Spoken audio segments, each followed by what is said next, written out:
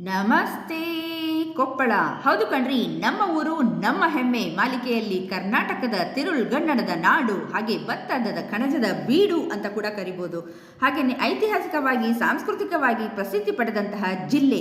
7 ತಾಲೂಕುಗಳನ್ನು ಹೊಂದಿದೆ. 3 ಬೆಟ್ಟಗಳು, ಗವಿಮಠ, ಪಾಲ್ಕಿಗೊಂಡು, ಬಹದ್ದೂರ್ ಬಂಡೆ, ಕೊಪ್ಪಡಾಚಲ ಅಂತ ಕೂಡ ಕರಿತಾ ಇದ್ರು ಈ ಊರಿಗೆ. ಜೊತೆಗೆ ಈ ಜಿಲ್ಲೆಯಲ್ಲಿ ಕಿಷ್ಕಿಂದೆ, ಆನೆಗುಂದಿ, ಅಂಜನಾದ್ರಿ ಬೆಟ್ಟ, ಶ್ರೀ ಹುಲಿಗೆಮ್ಮ ದೇವಿ ದೇವಸ್ಥಾನ, ಇಂದ್ರಕೀಲ ಪರ್ವತ ಕೂಡ ಇದೆ. ಚಿತ್ರ, ಶಿಲ್ಪ, ಈ ಜಿಲ್ಲೆಯಲ್ಲಿ ಕಿನ್ನಾಳದ ಆಟಿಕೆಗಳು ಸಹ ಇವೆ. ದಾಳಿಂಬೆ ಕೂಡ ಪ್ರಸಿದ್ಧಿ ಪಡೆದಿದೆ ಕಣ್ರಿ.